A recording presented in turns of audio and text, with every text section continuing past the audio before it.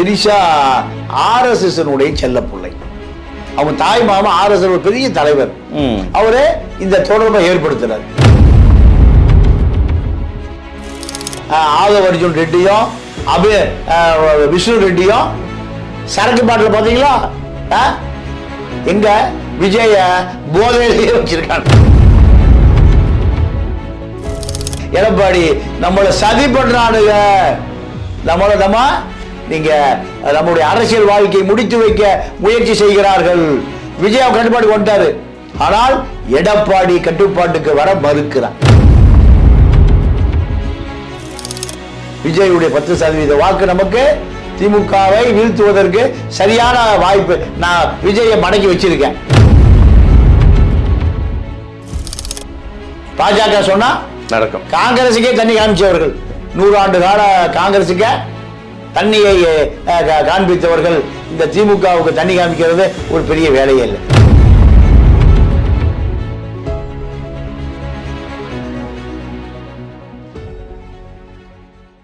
K24 நேயர்களுக்கு வணக்கம். இன்றைய நேர்காணலில் நம்மோடு இணைந்திருக்கிறார் மூத்த ஊடகர் திரு தமிழா பாண்டியன் அவர்கள். வணக்கம் சார். வணக்கம். விஜயோட அரசியல் பல விமர்சனங்களை இங்கே பேசிகிட்டே இருக்காங்க கடந்த நாட்களாக. ஆனால் அவங்க தரப்பில் கூட்டணின்ற பேச்சுவார்த்தைக்கே அங்கே இடம் இல்லை. தாவேகா தனித்து தான் போட்டி அப்படின்ற ஒரு சொல்லியிருக்காங்க. நீங்கள் பல காணொலியில் சொல்லியிருக்கீங்க, இல்லை என்டிஏவோட கூட்டணியில் விஜய் பயணிக்கிறார். ஆனால் அதுக்கு அவங்க பல அந்த விமர்சனங்கள் வந்ததுக்கெல்லாம் மறுப்பு தெரிவிச்சிருக்காங்க. எப்படி பார்க்குறீங்க இதை? இல்லை, இப்போவும் நான் அடித்து சொல்கிறேன், என்டிஏ கூட்டணியில் விஜய் இன்று வரை இருக்கிறார். இந்த கூட்டணியை இறுதி செய்யக்கூடிய பொறுப்பு எடப்பாடியிடம் இருக்கு. எடப்பாடி தான் விஜய் என்டிஏ கூட்டணியில் விஜய் இணைந்து விட்டார், ஆனால் என்டிஏ கூட்டணியில் எடப்பாடி இணையவில்லை. எப்படி இந்த பேச்சுக்கு எப்படி அர்த்தம் எடுத்துக்கிறது? எப்படி எடுத்துக்கிறது நான் நேரடியாகவே சொல்கிறேன். இப்போ டெல்லிக்கு விஜய் போன பிறகு திரிஷாவுடைய பேச்சுவார்த்தை, அமித்ஷா டெல்லி மும்பை இப்படி போன பிறகு நீங்கள் ஒரே ஒரு உதாரணம், வேறு எதுவுமே வேண்டாம். விஷ்ணு ரெட்டி என்ற ஒரு ஆர்எஸ்எஸ் நபர் விஜயோடு நிழலாக தொடர்கிறார். விஷ்ணு ரெட்டின்னு பேர் அடிக்கடி வருது பாருங்க. இந்த விஷ்ணு ரெட்டி பாசியம் கன்ஸ்ட்ரக்ஷனை போல பல லட்சம் கோடி வியாபாரம் செய்கிற நபர். விஷ்ணு ரெட்டிக்கும் விஜய்க்கும் திரிஷாவுக்கும் அமித்ஷாவுக்கும் இங்கே என்ன கணக்கு? அருமை அருமை அருமை. அதாவது இப்போ பாசியம் கன்ஸ்ட்ரக்ஷன் அபினேஷ் திருமண பக்கமெல்லாம் என்ன சென்னையில் என்னவா இருக்கு? பாசியமா இருக்கு. 5 star hotel Adyar park hotel வாங்கி இடிக்கப்பட்டு 15 தளம். ஒரு தளம் 250 கோடி ரூபாய் ஒரு தளம். அப்போ 10 தளம் 2500 கோடி. இப்படி பல மடங்கு சென்னை முழுக்க எங்க திரும்பினாலும் சென்னையா இல்லை பாசியமா பேரை மாற்றிடலாமான்னு இருக்கு. ஈசிஆர்ல போனா ஒரு 1000 ஏக்கர் அப்படியே மெயின் ரோட்ல இருந்து கடற்கரை வரை இப்படி இவ்வளவு பெரிய கட்டுமான நிறுவனம் பாஜகவால் கட்டுப்படுத்தாமல் இருக்க முடியாது, பாஜகவுடைய கட்டுப்பாட்டில் இல்லாமல் இருக்க முடியாது. சரியா? நீங்க டாடா பிர்லா அம்பானி கோயாங்க ஜிங்கா எல்லாம் பாஜகவுடைய கண்ணசைவுக்கு காத்து கிடப்பவர்கள். இப்ப இது டேலி ஆகுதா? அப்போ விஷ்ணு ரெட்டி ஒரு பெரிய தொழிலதிபர், பல லட்சம் கோடி தொழிலதிபர். அபினேஷ் ரெட்டி ஒரு பெரிய தொழிலதிபர். இந்த 2 தொழிலதிபர்கள். 3வது ஆதவ் அர்ஜுன் ரெட்டி, பெரிய மாமனார். எவ்வளவு பெரிய ஆளு? நீங்க பாண்டிச்சேரிக்கு, கோயம்புத்தூர் தான் இவருடைய பூர்வீகம். பாண்டிச்சேரிக்கு லாட்டரி விற்க போனவர் அவருடைய மச்சான் சார்லஸ் பென்னா எங்க அனைத்து கட்சி கூட்டணிகள்ல ஒரு பேச்சுவார்த்தை நடத்துற அளவுக்கு ஒரு தலைவர் ஆயிட்டார். என்ன மக்கள் தொண்டரா? நல்ல கண்டு கூட பயணித்தவரா? இல்ல ஜீவாவுக்கு சொந்தக்காரரா? காமராஜுக்கு பேரனா? என்ன காந்தியுடைய பேரன்? காந்தி நோட்டோட பேர, வேற எந்த தகுதியும் இல்ல. புரிஞ்சிருச்சா உங்களுக்கு? அப்போ அவருக்கே அந்த நிலைமைனா இப்ப ரங்கசாமி உண்மையாவே காமராஜ் பக்தன், அதே மாதிரி முக்காக்கை சட்டை. எனக்கு இங்க ஒரு சந்தேகம். ரெட்டியோட வட்டம் அங்க ஒரு சர்க்கிள் வருது, காந்தியோட நோட்ல அங்க ஒரு சர்க்கிள் வருது. ஆனா இங்க மலையாளி திரிஷாவுக்கு அந்த வட்டத்துக்குள்ள என்ன வேலை? அதாவது திரிஷா ஆர்எஸ்எஸ்னுடைய செல்ல பிள்ளை. அவங்க தாய் மாமா ஆர்எஸ்எஸ் ஒரு பெரிய தலைவர். அவரு இந்த தொடர்பை ஏற்படுத்தினார். தொடர்பை ஏற்படுத்த பிறகு திரிஷாவுக்கு என்ன கட்டளைனா, விஜயை உடைய கட்டுப்பாட்டில் வச்சுக்க, பெரிய தலைவராக வர போறார். ஜெயலலிதாவை எப்படி ஒரு சக்தி எம்ஜிஆர் அனுப்பியது? யார் அனுப்புனா? பார்ப்பன கும்பல் தான் அனுப்பிச்சு. அன்றைக்கு இருந்த துக்ளக் ஷோ, குருமூர்த்தி, இதயம் பேசுகிறது மணியன், இந்த கும்பல் தான் எம்ஜிஆர் மறைவுக்கு பிறகு அது ஒரு பெரிய வெற்றிடமாகி திமுகவுக்கு போய் சேர்ந்துடும். திமுக ஒரு திராவிட இயக்க அடையாளம். இந்த அடையாளத்தை அளிக்க வேண்டும் என்றால் ஒரு பார்ப்பன பெண்ணை எம்ஜிஆரிடம் அனுப்பியது அந்த கும்பல் தான். எத்தனை பேருக்கு தெரியும்? மூத்த தலைவர்களுக்கு தெரியும். இப்ப அதே சூழல் தான், அதே பாணி. நீங்க அவர்கள் சிந்தித்துக் கொண்டே இருப்பார்கள், யோசித்துக் கொண்டே இருப்பார்கள், செயல்பட்டு கொண்டே இருப்பார்கள். அம்பேத்கர் கதை தான். அம்பேத்கர் பார்ப்பதற்கு ஒரு நிருபர், ஒரு ஆங்கில நிருபர் 1 மணிக்கு போயிருக்காரு. அம்பேத்கர் முடிச்சுட்டு எழுதிட்டு இருந்தாராம். என்னங்க இந்த நேரத்தில் முடிச்சுட்டு எழுதிட்டு இருக்கிறீங்க? என்னுடைய சமூகத்துக்காக எழுதி கொண்டிருக்கிறேன். என்னுடைய சமூகம் தூங்கி கொண்டிருக்கிறது, மீளா துயரில் எழுப்ப முடியாத தூக்கத்தில் இருக்கிறதுயா என் சமூகம், அதனால நான் முடிச்சிட்டு இருக்கேன். ஆனால் எதிர் சமூகம், பார்ப்பன சமூக தலைவர்கள் பூரா தூங்கிட்டு இருக்கான், கோட்டை விடுறான். ஏன்? அந்த மக்கள் முடிச்சிட்டு இருக்கான், அந்த மக்கள் விழித்து கொண்டிருக்கு. இதே கதை தான். இப்ப இங்க நீங்க திரிஷாவை எந்த சக்தி இப்போ விஜயிடம் அனுப்பியதோ அதே சக்தி 50 ஆண்டுகளுக்கு முன்பு வரலாற்றுக்கு பின்னால் பார்க்கிற பொழுது எம்ஜிஆருடைய காலம் முடிவடைகிறது. எம்ஜிஆர் மருத்துவமனைக்கு போகிறார். அவருடைய நாட்கள் எண்ணப்படுகின்றன. கர்நாடகாவில் இருந்த ஆந்திராவில் இருந்த பார்ப்பன அம்மையார் ஜெயலலிதா அதிமுகவுடைய கொள்கை பரப்பு செயலாளர் 80ல். சரியா? பொருந்துதா? அப்போ இதே சக்தி தான். இதெல்லாம் சாதாரண நடப்பதல்ல. இதெல்லாம் எங்கோ மூளையிலிருந்து திட்டமிட்டு நகர்த்தப்படுகிறது. அப்போ அபினேஷ் ரெட்டியும் ஆதவ் அர்ஜுன் ரெட்டியும் விஷ்ணு ரெட்டியும் சரக்கு பாட்டில் பார்த்தீங்களா? எங்க விஜய போதையிலேயே வச்சிருக்காங்க பறக்கும் போது. அப்போ அரசியல் எங்கே தீர்மானிக்கப்படுகிறது பாத்தீங்களா? இந்த வட்டம் தான் விஜயை நேர பாஜகவிடம் கொண்டு போய் சேர்த்து விட்டது. பாஜக அவருக்கு மத்திய அமைச்சர் கொடுப்பதாக பேரம் பேசுகிறது. உங்களுக்கு எனக்கு கொடுக்குமா? கவுன்சிலர் ஆக முடியுமா? சிரஞ்சீவி என்னவானாரு? மத்திய அமைச்சராக இருந்தார். இந்த கட்சியை காங்கிரஸில் இணைத்து விட்டு இணைப்பதற்கு முன்பு காங்கிரஸ் மத்திய அமைச்சர் சிரஞ்சீவி. அதே பார்முலா விஜய்க்கு. விஜய் எனக்கு வேண்டாம், எனக்கு மாநிலத்தில் தான் அமைச்சர் ஒன்று கேட்கிறார். துணை முதலமைச்சர் எனக்கு 75-80 சீட்டு வேணும். இதுக்கு பின்னால் பாஜக சதி இருக்கு. ஏன் விஜய்க்காக எடப்பாடியோட 75, அதாவது 117 சரியா பிரிச்சுக்கலாங்கிறாங்க. விஜய் பாஜக 117, எடப்பாடி 117. ஏன் 117 கொடுத்தா கண்டிப்பாக எடப்பாடி மெஜாரிட்டி சட்டமன்ற உறுப்பினர்கள் வெற்றி பெற முடியாது. அப்ப யார் தயவு போடணும்? பாஜக. விஜய் வேணும். விஜய் யார் கட்டுப்பாடு இருக்காரு? பாஜக. அப்போ இதை எடப்பாடி விழித்துக் கொண்டார். விழித்துக் கொண்டோரெல்லாம் பிழைத்துக் கொண்டார். எடப்பாடி நம்மளை சதி பண்றானுங்க, நம்ம நீங்க நம்முடைய அரசியல் வாழ்க்கையை முடித்து வைக்க முயற்சி செய்கிறார்கள். விஜய் கட்டுப்பாடு கொண்டாரு. ஆனால் எடப்பாடி கட்டுப்பாட்டுக்கு வர மறுக்கிறார். ஏன்னா விஜய்க்கு ஆதவ் அர்ஜுனா, விஷ்ணு ரெட்டி, அபினேஷ் ரெட்டி போன்ற ரெட்டிகள் எல்லாம் இப்போ ரொட்டி சுட ஆரம்பிச்சிட்டான். இது இப்போ எடப்பாடி முடியவே முடியாதுட்டார். இது சொன்ன பிறகுதான் விஜய் தரப்பில் இருந்து தனித்து போட்டிங்கிற சத்தம் பெருசா இருக்கு. டெல்லியில் அந்த தனித்து போட்டிங்கிற சத்தம்லாம் அடக்கி வாசிக்க வேண்டியதா இருந்தது. ஏன் இப்ப அந்த கிரீன் சிக்னல் பாஜக கொடுத்துருச்சா விஜய் தனித்து போட்டிடுறது இடத்துல? இல்ல, இன்னும் முடிவு ஆகல. ஏன்னா அதிமுகவுடைய வேட்பாளர் பட்டியல் இப்ப வரைக்கும் அறிவிக்கப்படலை. ஏன்?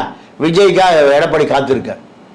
விஜய் பாஜக கொடுத்துட்டாங்க. ஆனா விஜய் பக்கம் அவங்களோட முதல் கட்ட தலைவர்கள் எல்லாம் அறிக்கை விட்டுருக்காங்க, இந்த தொகுதியெல்லாம் நிக்கிறாங்கன்னு அறிக்கை. இல்லை, அது கடைசியில் வேட்புமனு எப்போ நீங்கள் வாபஸ் வாங்குறீங்களோ அன்னையில தான் சார் கரண்ட்ல வரும்.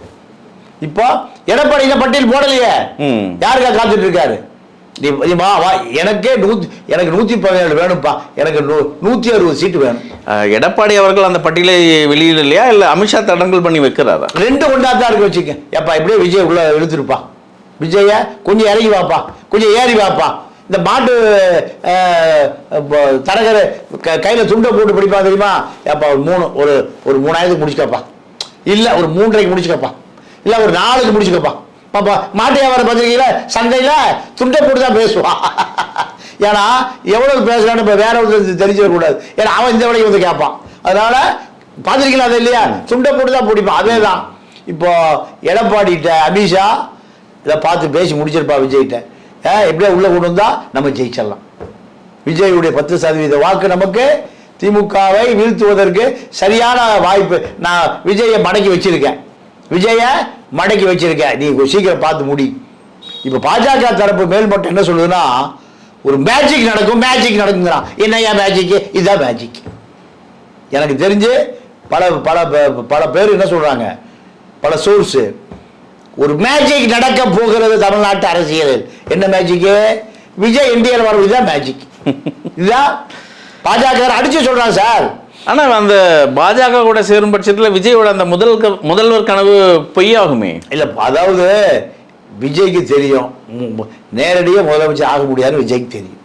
அப்படி முதலமைச்சர் ஆக முடியலன்னா வாழ்நாள் முழுவதும் முதலமைச்சர் ஆக முடியாது. ஏன்னா ஏதோ ஒரு கட்சி ஆட்சிக்கு வந்துடும். ஆட்சிக்கு வந்தா விஜய 5 ஆண்டு காலம் விஜய் போராடுவாரா? விஜய் வரலன்னு விட்டுங்க, ஒன்னும் திமுக ஆட்சிக்கு வந்துடுது, இல்ல அதிமுக ஆட்சிக்கு வந்துடுது. அதிமுக திமுக 2 பேரையும் வெல்லக்கூடிய அளவுக்கு வலிமை இல்லைன்னு விஜய்க்கே தெரியும். எம்ஜிஆருக்கு ஏறக்குறைய 30 ஆண்டு காலம் தேவைப்பட்டது, அது தெரியும் விஜய்க்கு. சினிமா ஷூட்டிங்லாம் இல்லை. அதுதான் சொல்றாங்களே, அண்ணாவுக்கு 18 ஆண்டு காலம், எம்ஜிஆருக்கு 30 ஆண்டு காலம், எங்க தலைவருக்கு 3 ஆண்டு காலம் போதும் அப்படின்னு. ஏன் 3 மாசம் பத்தாதா? அப்போ விஜய்க்கு தெரியும். அமித்ஷா, நீங்க விஷ்ணு ரெட்டியும் ஆதவ் அர்ஜுன் ரெட்டியும் அபினேஷ் ரெட்டியும் சரியா புரிய வச்சிருக்காங்க. ஆனால் எனக்கு பல கத்திகள் தொங்குகிறது. எப்பவாவது சிறைக்கு போவதற்கான வாய்ப்பு பாஜகவை உருவாக்கிடும்.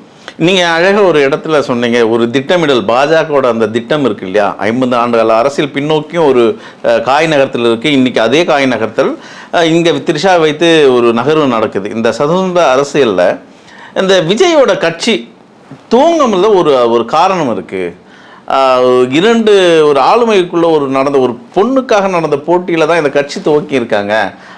விஜய்க்கு பெரிய நாட்டமெல்லாம் இல்லை முதலமைச்சருக்கு, அதில் அவர் அதை தகர்க்கணும் அப்படின்ற ஒரு வார்த்தை பேசப்படுது இங்கே அரசு. உண்மை, நானே இது பேசியிருக்கேன். அதாவது கீர்த்தி சுரேஷ் மாமன்னன் படத்தில் உதயநிதிக்கு போட்டியாக நடிக்கிறாங்க. அது விஜய்க்கு விருப்பம் இல்லை.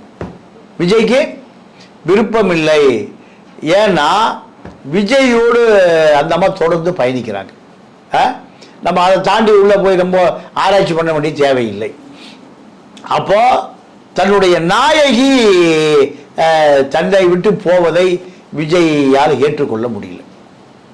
அரசியல் கட்சி ஒன்று. 2வது, விஜயுடைய படம் பூராம ரெட் ஜெயிண்ட் செண்பகமூர்த்தி கட்டுப்பாட்டில் தமிழ்நாட்டில் 1000 தியேட்டர் இருக்கு.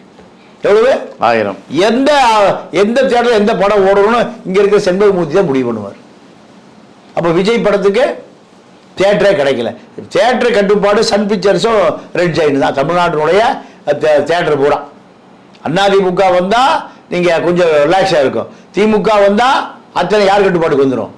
ரெட் ஜெயிண்ட்டும் சன் பிக்சர்ஸ். அப்போ விஜய் படத்துக்கு தியேட்டரே இல்லை. ஒரு தடங்கள், ஒரு பெரிய தடங்கள், பெரிய தடங்கள்.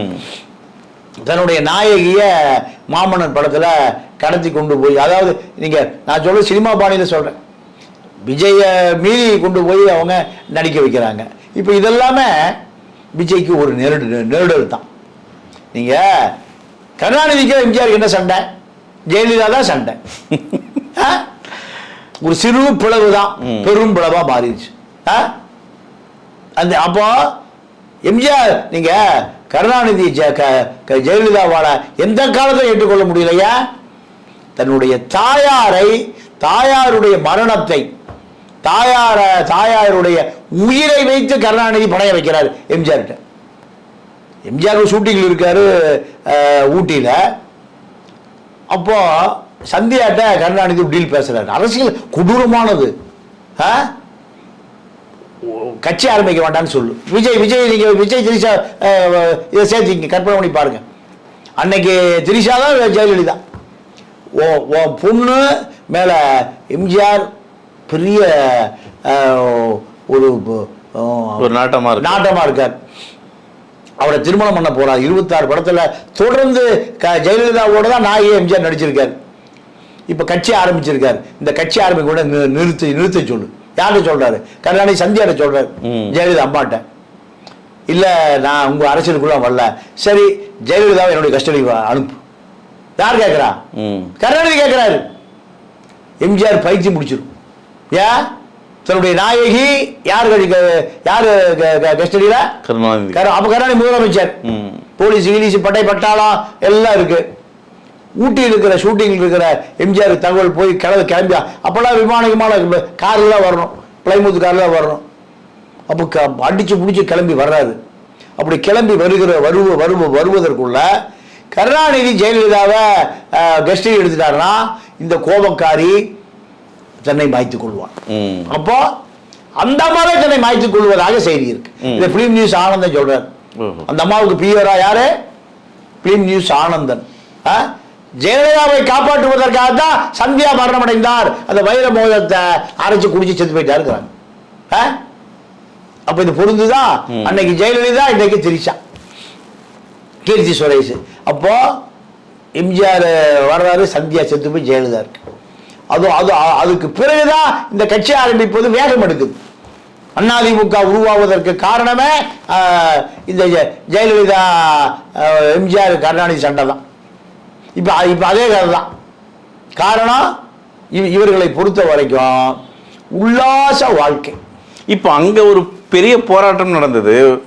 இப்போ இங்க விஜய் அவர்கள் ஆசை நாயகி ஒத்துப்பாங்களா? அவரோட முதலமைச்சர் கனவு தானே உங்களுக்கு முக்கியம்? இல்ல, முதலமைச்சர் நேரடியாக ஆக முடியாதுன்னு பாஜக சொல்றான், அபினேஷ் ரெட்டி சொல்றான், அபினேஷா விஷ்ணு ரெட்டி எல்லாம் சொல்றாங்க. முதல் ஸ்ட்ரோக்ல முதலமைச்சர் ஆக முடியாது, முதலமைச்சர் ஆக முடியாது. யதார்த்தம் அதுவல்ல. முயற்சி பண்ணணும். முதலமைச்சர் வேட்பாளர், முதலமைச்சர் விஜயகாந்த் திமுகவை எதிர்த்து மக்கள் விஜயகாந்த் முதலமைச்சராக தான் ஓட்டு போட்டான். 14% ஓட்டு போட்டான். திமுக அதிமுக நிரந்தர வாக்கு வங்கி 25%. அதுல 3/4 வாசி வந்துட்டார். 5 வருட காலம் காத்திருந்தால் இந்த 14 25 ரொம்ப நாளாயிருக்காது. ஆனா என்ன பண்ணாரு? ஜெயலலிதா அணியில புட்டிகளை வாங்கி கொண்டு 2000 கோடி ரூபாய் நிதி. அதுதான் பாண்டிச்சேரி வெங்கடேஸ்வர மெடிக்கல் காலேஜ். போன பிறகு மக்கள் என்ன பண்ணிட்டான்? உன்னை முதலமைச்சராக தான் ஓட்டு போட்டோம், நீ ஜெயலலிதா முதலமைச்சராக நான் ஓட்டு போட மாட்டோம். போச்சா? இதுதான் நடந்தது. இப்போ அதே சூழல் தான். இப்போ என்ன சூழல்?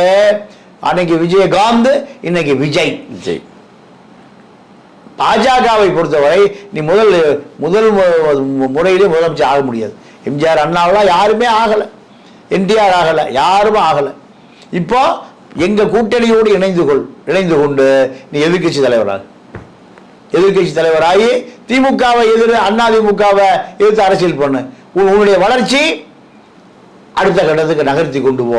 இதை ஆலோசனை சொல்லி விஜயை ஏற்க பண்ணி வைத்து விட்டார்கள். முடிஞ்சு போச்சு. ரெடி பண்ணி மேக்கப் பண்ணி வச்சாச்சு.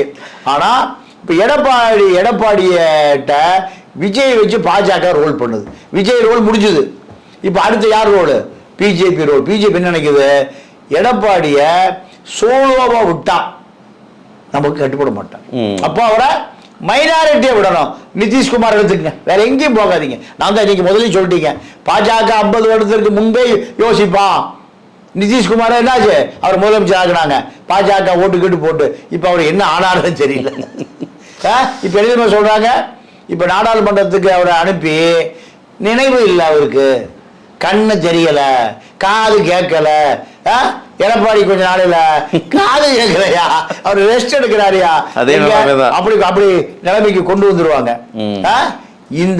இந்த சூழலை எடப்பாடி தெளிவா பாக்குறாரு. பார்த்து என்ன சொல்றாரு, எனக்கு 160க்கு குறைவா நான் நிக்க மாட்டேன், இல்லைன்னா கூட்டணியே வேண்டாம், பாஜக இருக்கட்டும், விஜய் வேண்டாம், அந்த விஜய்க்கு கொடுக்கிற சீட்டை நம்ம பிரிச்சுக்குவோம். புரியுது. இதுதான் எடப்பாடியுடைய இன்றைய நிலை. இதுதான் அப்போ பாஜக முடிவு செய்தால் விஜய்க்கு கொடுக்கிற சீட்டை நம்மள்ட்ட பிரிச்சுக்குவோம்ப்பா, விஜய் தனியா நிக்கட்டும், தனியா நின்று அதுலயும் ஒரு லாபம் இருக்கு. என்ன ஓட்டு, திமுக ஓட்ட பிரிப்பார், நம்ம ஈஸியா வெற்றி பெற்று விடலாம், முயற்சி பண்ணலாம். இல்லைன்னா எங்கிட்ட சில ஜிக்சாக் இருக்கு. யார்கிட்ட, பாஜக சில ஜிக்சாக் எல்லாம் இருக்கு. அதே அந்த பார்முலாவை பயன்படுத்தி உங்களை நான் வெற்றி வர வைக்கிறேன். பாஜக சொன்னா நடக்கும், பாஜக சொன்னா நடக்கும். காங்கிரசுக்கே தண்ணி காமிச்சவர்கள், 100 ஆண்டு கால காங்கிரசுக்கு தண்ணியை காண்பித்தவர்கள் இந்த திமுகவுக்கு தண்ணி காமிக்கிறது ஒரு பெரிய வேலையே இல்லை. அகில இந்திய அளவிலேயே ஒரு அண்டா தண்ணி, குடம் தண்ணி இருக்கு, இது சொம்பு தண்ணி தான். அதுதான் இப்போ இந்த கூட்டணியினுடைய சூத்திரம். 2000 தேர்தல் அந்த நடப்பை மிக சுவாரஸ்யமாக மக்களுக்கு சொன்னீங்க. அதுவும் அந்த பழைய கதைகளெல்லாம் மக்களுக்கு ரொம்ப இன்னைக்கு பூரிப்பாக இருப்பாங்க கேட்கும் போது. இதுதான் த்ரிஷா, அதுதான் ஜெயலலிதா தெரிஞ்சுப்பாங்க. உங்கள் நேரத்தை கருத்து மிக்க நன்றி. நன்றி, வணக்கம். இது போன்ற செய்திகளை உடனுக்குடன் அறிய K24 தமிழ் நியூஸ் உடன் இணைந்திருங்கள்.